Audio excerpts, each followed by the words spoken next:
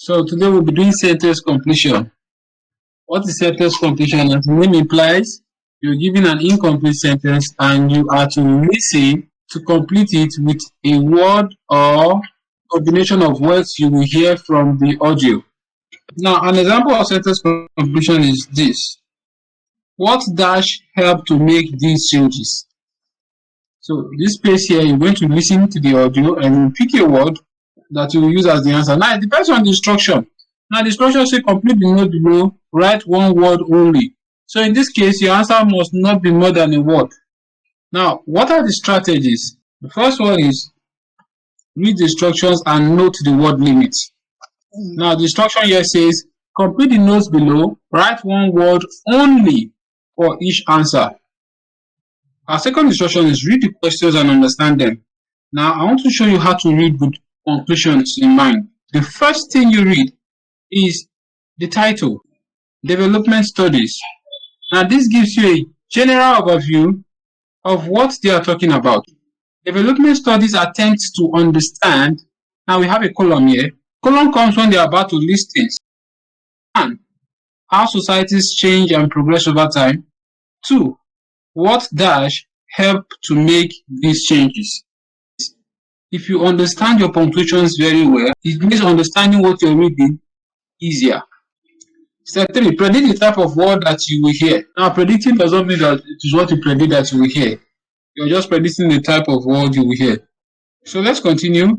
So when the recording starts, listen carefully and ensure that the answer you choose from the recording makes the sentence grammatically correct. This is important. Whatever you are picking from the recording should make the sentence grammatically correct. So number 5, check your spellings. This is key. Your spellings. If you get your spelling right, if you get your spelling on point, it will be less worries for you. Because one thing is to know the answer, another thing is to be able to spell the word correctly. Follow the bullet names, sentence or phrase as a guide to know where the speaker is and when the speaker starts speaking on areas of great interest. Okay, so let's get to the practical part of it and let's start. Now listen carefully and answer questions 31 to 40. Good morning everyone, and welcome to your first lecture in Development Studies. Development Studies as a discipline can be boiled down to a couple of core objectives. Basically, we are trying to understand how it is that societies experience particular kinds of change and how they progress as they develop. We're also trying to go beyond that, however, and work out how different sorts of actions can facilitate or even encourage these changes to happen. So number 31, what's your answer? Action. Okay. I believe that's plural. Yeah. To achieve these objectives, there are two key approaches that underpin development studies. Firstly, there's a theoretical approach, which is all about the how of change. With theory, we can explore some of the big questions. What kind of change should we aspire to, and how can this be achieved? But we don't just talk. We've also got to apply some of this thinking.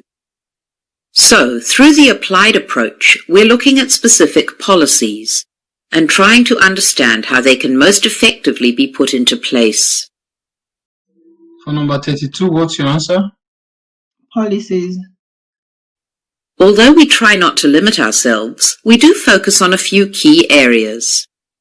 Due to our location, for example, the Asia-Pacific region is an important area of research for us. At the moment, we're doing a lot of work on urbanization, and there are two elements to this. One is employment, as urbanization leads to major employment problems, and the other is housing. With so many people moving to cities, many of them struggle to find a place to live. Now, what's your answer for number 33? Housing. Other issues of particular interest to our staff are migration and, of course, trade. So, what will you be able to do with the degree in development studies? Well, Firstly, you'll develop a full working knowledge of all aspects of development. You'll also learn how to gather data. We include sessions on how to gather statistics, but we mostly focus on textual data, that is, policy briefings, research reports, and so on. What's your answer for 34? Statistics.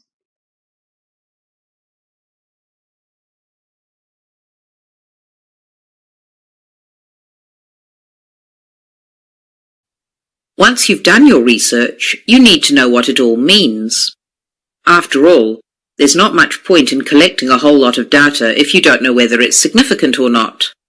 So we're going to teach you how to critically evaluate your findings. What's your answer for 35? Evaluate. And finally, teamwork is a big part of development work. Your major piece of research work for this class is done in groups of 4, so you're going to learn how to cooperate as a team in order to plan and conduct this research assignment. What's the answer for number 36? Conduct. No, that's wrong. I'll play it Cooperate. again. Let me play it again so you're at work. Okay. And finally, teamwork is a big part of development work. Your major piece of research work for this class is done in groups of 4, so you're going to learn how to cooperate as a team in order to plan and conduct this research assignment.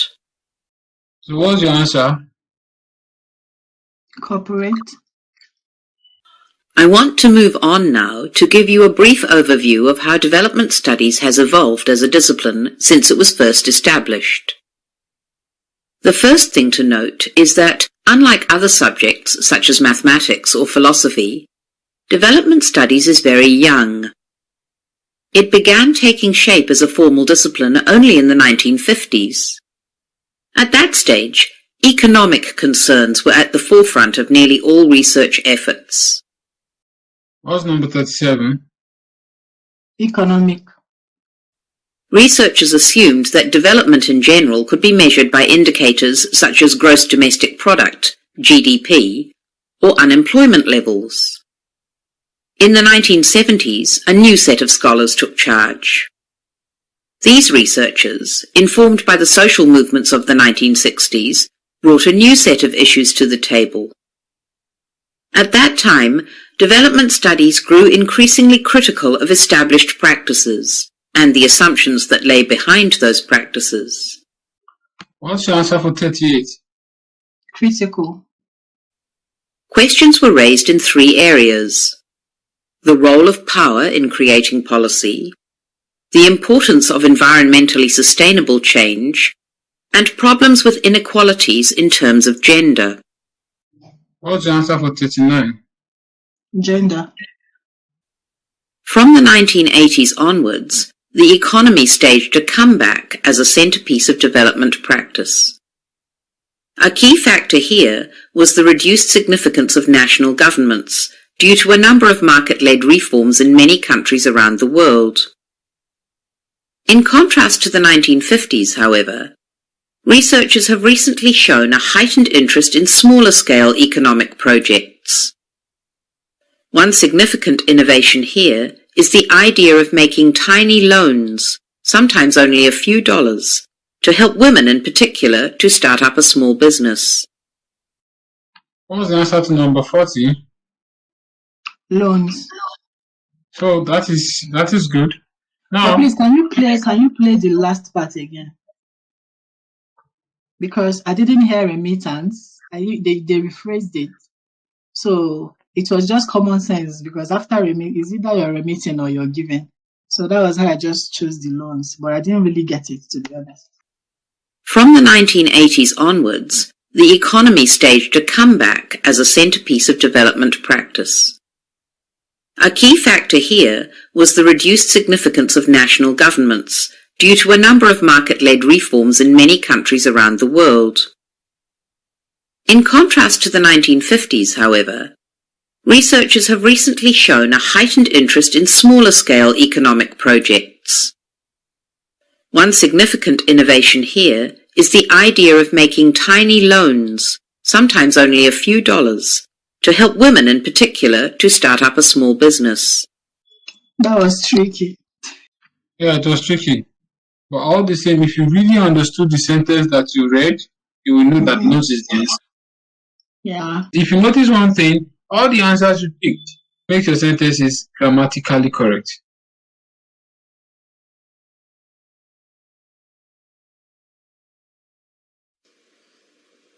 Section 4.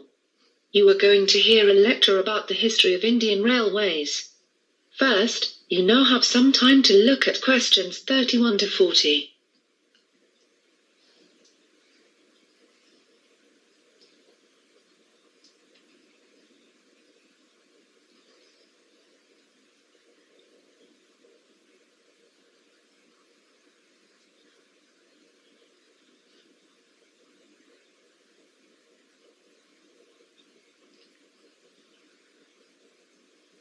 Now listen carefully and answer questions 31 to 40.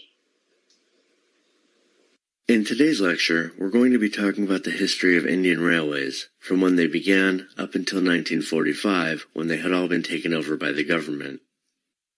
Indian Railways is an Indian state-owned enterprise, owned and operated by the Government of India through the Ministry of Railways.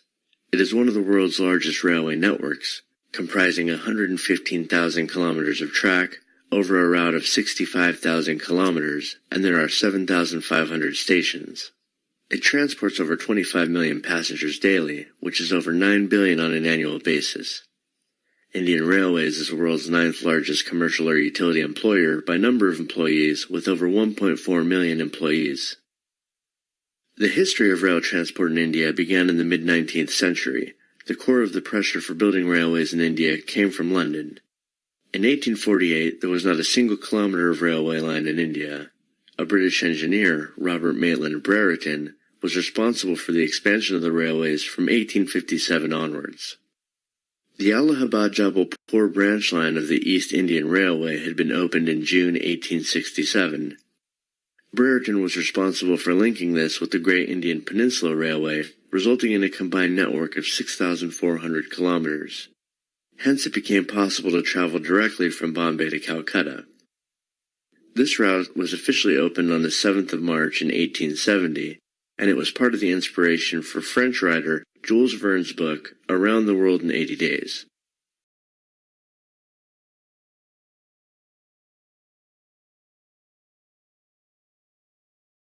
At the opening ceremony, the Viceroy Lord Mayo concluded that if possible, at the earliest possible moment, the whole country should be covered with a network of lines in a uniform system. By 1875, about £95 million were invested by British companies in Indian Railways. By 1880, the network had a route mileage of about 14,500 kilometers, mostly radiating inwards from the 3 major port cities of Bombay, Madras, and Calcutta. By 1895, India had started building its own locomotives, and in 1896 sent engineers and locomotives to help build the Uganda railways. In 1900, the Great Indian Peninsula Railway became a government-owned company. The network spread to the modern-day states of Assam, Rajasthan, and Andhra Pradesh, and soon various autonomous kingdoms began to have their own rail systems. In 1905, an early railway board was constituted, but the powers were formally vested under Lord Curzon, the then Viceroy of India. It served under the Department of Commerce and Industry, and had a government railway official serving as chairman, a railway manager from England, and an agent of one of the company railways as the other 2 members. For the first time in its history, the railways began to make a profit. In 1907, almost all the rail companies were taken over by the government. The following year, the first electric locomotive made its appearance, and with the arrival of World War I, the railways were used to meet the needs of the British outside India, but with the end of the war, the railways were in a state of disrepair and collapse. In 1920, with the network having expanded to 61,220 kilometers, a need for central management was mooted by Sir William Ackworth, a British railway economist. Based on the East India Railway Committee chaired by Ackworth, the government took over the management of the railways and detached the finances of the railways from the other government revenues. The period between 1920 and 1929 was a period of economic boom. There were 66,000 kilometers of railway lines serving the country. The railways represented a capital value of some 687 million sterling, and they carried over 620 million passengers and approximately 90 million tons of goods each year. Following the Great Depression, the railways suffered economically for the next 8 years, and the Second World War severely crippled the railways. Starting in 1939, about 40% of the rolling stock, including locomotives and coaches, was taken to the Middle East. The railway workshops were converted to ammunition workshops, and many railway tracks were dismantled to help the Allies in the war. By 1946, all rail systems had been taken over by the government. That is the end of section 4.